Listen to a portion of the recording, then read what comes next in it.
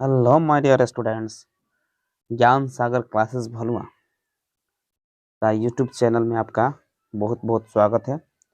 तो चलिए आज हम संस्कृत का सब्जेक्टिव कुछ प्रश्न देखेंगे जो कि आपके एग्जाम के दृष्टि से बहुत ही महत्वपूर्ण है।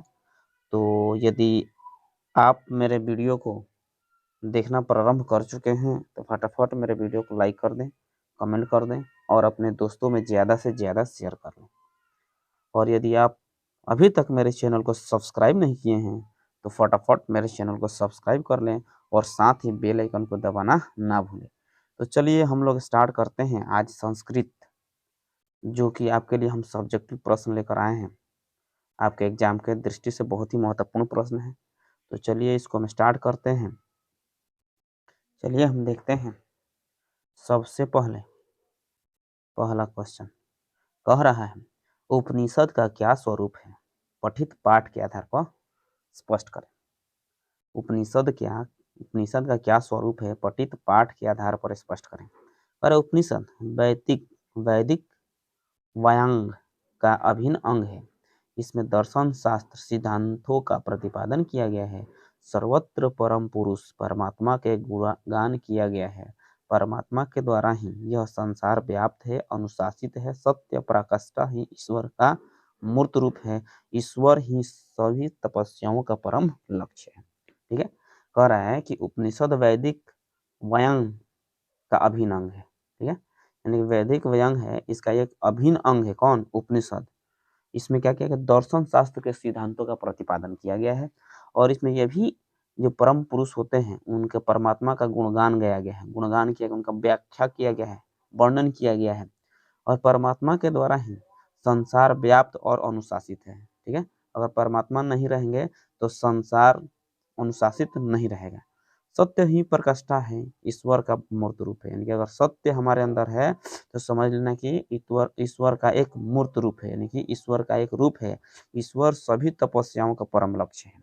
जितने भी तपस्या लोग करते हैं वो किसके लिए? ईश्वर की प्राप्ति के लिए। ठीक है, तो इसको हमें ध्यान रखना होगा। कर उपनिषद का क्या स्वरूप है? पठित पाठ क्या बताना था। उपनिषद वैदिक व्यंग का अभिन्न अंग है। इसमें दर्शन सिद्धांतों का प्रतिपादन किया गया है। सर्वत्र परम पुरुष परमात्मा का गुणगान किया गया है।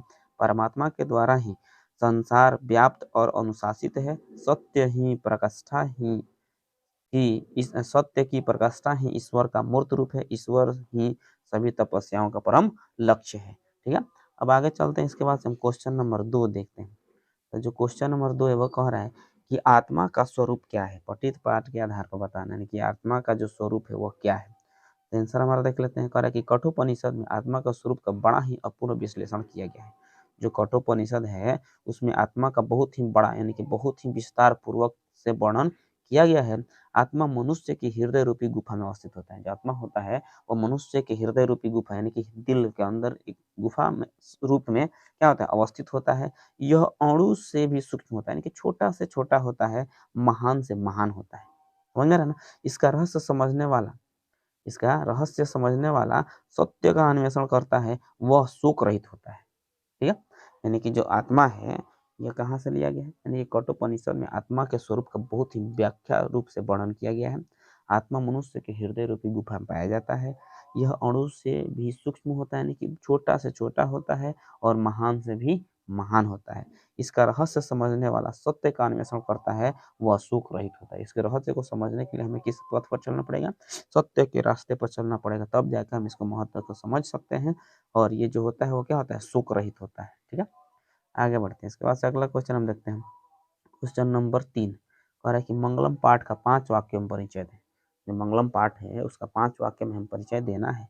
तो सबसे पहला प्रश्न कह रहा है, इस पाठ में 4 मंत्र क्रमशः ईश्वस्य, कठ, मूढ़क तथा श्वेताश्वतर नामक उपनिषदों में विशुद्ध आध्यात्मिक ग्रंथों के रूप में उपनिषदों का महत्व है। कह रहा है कि इस पाठ में क्या 4 मंत्र क्रम कौन कौन है? ईश्वस्य, कठ, मूढ़क तथा श्वेताश्वतर नामक उपनिषदों का विशुद्ध आध्यात्मिक ग्रंथ के रूप में उपनिषदों का महत्व है। इन्हें पढ़ने से परम सत्ता की प्राप्ति श्रद्धा उत्पन्न होती है सत्य के अन्वेषण की प्रवृत्ति होता है तथा आध्यात्मिक खोज की उत्सुकता होती है। उपनिषद ग्रंथ विभिन्न वेदों से संबंध है। और इसको जब हम पढ़ेंगे तो हमारे अंदर क्या होगा, श्रद्धा उत्पन्न होगा, किसी किसी बात को जानने की इच्छाएं उत्पन्न होती है, ठीक है। और आध्यात्मिक खोज में हमारे क्या होगा, उत्सुकता बढ़ेगी, ठीक है।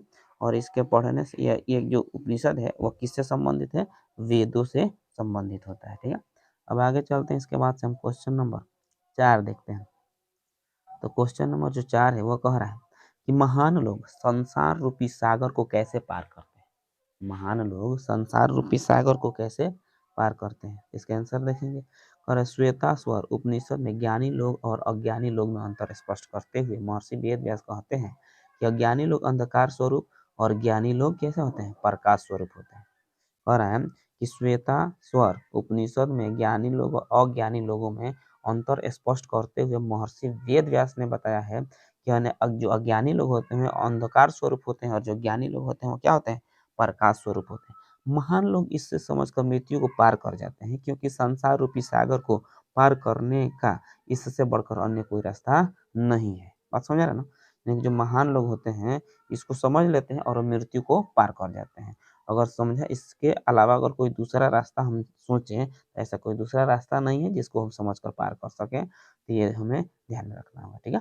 आगे चलते हैं, इसके बाद क्वेश्चन नंबर 5 देखते हैं। तो क्वेश्चन नंबर 5 कह रहा है कि विद्वान पुरुष ब्रह्म को किस प्रकार प्राप्त करते हैं। विद्वान पुरुष ब्रह्म को किस प्रकार प्राप्त करते हैं, तो उत्तर देखें। मुंडकोपनिषद में महर्षि वेद व्यास का कहना है कि जिस प्रकार बहती हुई नदियां अपने नाम और रूप अर्थात व्यक्तित्व को त्याग कर समुद्र में मिल जाती है, उसी प्रकार महान पुरुष अपने नाम और रूप अर्थात अहप को त्याग कर ब्रह्म को प्राप्त कर लेता है। बात समझ आया, यानी कह रहा है मुंडकोपनिषद में महर्षि वेद व्यास का कहना था, यानी कि महर्षि वेद व्यास ने बताया है कि जिस प्रकार नदियां जो बहती है, छोटी छोटी नदियां बहते रहती है, वो नदियां जब समुद्र में मिलती है तो वो अपना नाम खो देती है, वहां से उसके नाम का पता नहीं रहा कौन नदी है, नहीं मालूम रहता है, यानी कि वो समुद्र में मिल जाती है। उसी प्रकार जो महान व्यक्ति होता है वो रूप नाम को सबको त्याग देते हैं और सबको त्याग कर वो क्या करते हैं, ब्रह्म को प्राप्त कर लेते हैं, ठीक है। आगे बढ़ते हैं, इसके बाद क्वेश्चन नंबर हम देखेंगे 6। तो क्वेश्चन नंबर 6 क्या कर रहा है कि मंगलम पाठ के आधार पर सत्य की महत्ता पर प्रकाश डाले। मंगलम पाठ के आधार पर सत्य की महत्ता पर प्रकाश डाले। आंसर देखते हैं। कर सत्य की महत्ता का वर्णन करते हुए महर्षि वेद व्यास कहते हैं कि हमेशा सत्य की ही जीत होती है। सत्य की महत्ता में जो प्रकाश डालते हुए किसने बताया है, महर्षि वेद व्यास ने बताया क्या, कि हमेशा सत्य की जीत होती है, मिथ्या कदापि नहीं जीतता। यानी कि जो असत्य होता है, जो छल कपट होता है वो कभी जीतता नहीं, जीत हमेशा किसकी होती है, सत्य की होती है। सत्य से ही देवलोक का रास्ता प्राप्त होता है। अगर सत्य हम रास्ता पर चलते हैं तो हमेशा देवलोक भी क्या होता है, यानी कि देवलोक का रास्ता भी प्रस्तुत होता है सत्य से, ठीक है। मोक्ष प्राप्त करने वाले ऋषि लोग भी सत्य को प्राप्त करने के लिए ही देवलोक जाते हैं। मोक्ष प्राप्त करने वाले जो ऋषि महर्षि होते हैं वो सत्य को प्राप्त करने के लिए कहाँ जाते हैं, देवलोक जाते हैं, क्योंकि देवलोक सत्य का खजाना है। बात समझ में आ गया, यानी कि देवलोक क्या है, सत्य का खजाना है। तो इसको हम ध्यान में रखेंगे। अगर सत्य की महत्ता का वर्णन करते हुए महर्षि वेद व्यास कहते हैं क्या, कि हमेशा सत्य की ही जीत होती है, मिथ्या कदापि नहीं जीतता, सत्य से ही देवलोक का रास्ता प्रशस्त होता है। मोक्ष प्राप्त करने वाले लोग ऋषि लोग सत्य को प्राप्त करने के लिए ही देवलोक जाते हैं, क्योंकि देवलोक क्या होता है, सत्य का खजाना होता है, ठीक। आगे बढ़ते हैं, इसके बाद से हम क्वेश्चन नंबर 7 देखते हैं। तो जो क्वेश्चन नंबर 7 है वो कह रहे हैं मंगलम पाठ के आधार पर आत्मा की विशेषता बतलाइए। मंगलम पाठ के आधार पर आत्मा की क्या क्या विशेषताएं हो सकती हैं, वही हम देखते हैं। आंसर देखते हैं। खैर मंगलम पाऊ में संकलित कठोपनिषद से लिए गए मंत्र में महर्षि वेद व्यास कहते हैं कि प्राणियों की आत्मा हृदय रूपी गुफा में बंद है। मंगलम पाठ में जो कठोपनिषद से लिया गया है उस मंत्र में महर्षि वेद व्यास कहते हैं कि जो प्राणियों की आत्मा होती है वो हृदय रूपी गुफा में क्या होती है, बंद होती है। यह सूक्ष्म से सूक्ष्म और महान से महान है, यानी कि छोटा से छोटा है और बड़ा से बड़ा है।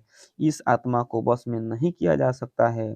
विद्वान लोग शोक रहित होकर परमात्मा अर्थात ईश्वर का दर्शन करते हैं। अब देख लेते हैं, कार्य जो आत्मा होता है इसको हम बस में अपने नहीं कर सकते हैं, कैद नहीं कर सकते हैं।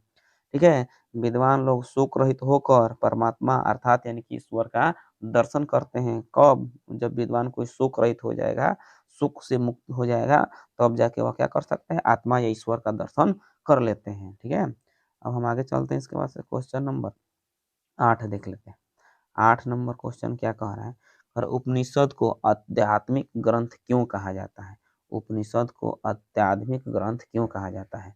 आंसर देखते हैं।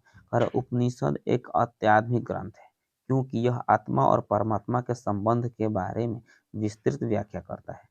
उपनिषद को आध्यात्मिक ग्रंथ क्यों कहते हैं? क्योंकि यह आत्मा और परमात्मा के संबंध के बारे में विस्तृत व्याख्या करता है, यानी उसका वर्णन करता है, उसके बारे में बताता है। परमात्मा संपूर्ण संसार में शांति स्थापित करते हैं।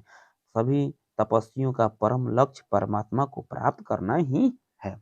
जो परमात्मा होते हैं वह संपूर्ण संसार में क्या करते हैं? शांति स्थापित करते हैं।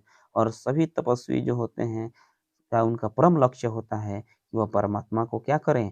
प्राप्त कर लें। ठीक है। तो चलिए आज के वीडियो में इतना ही।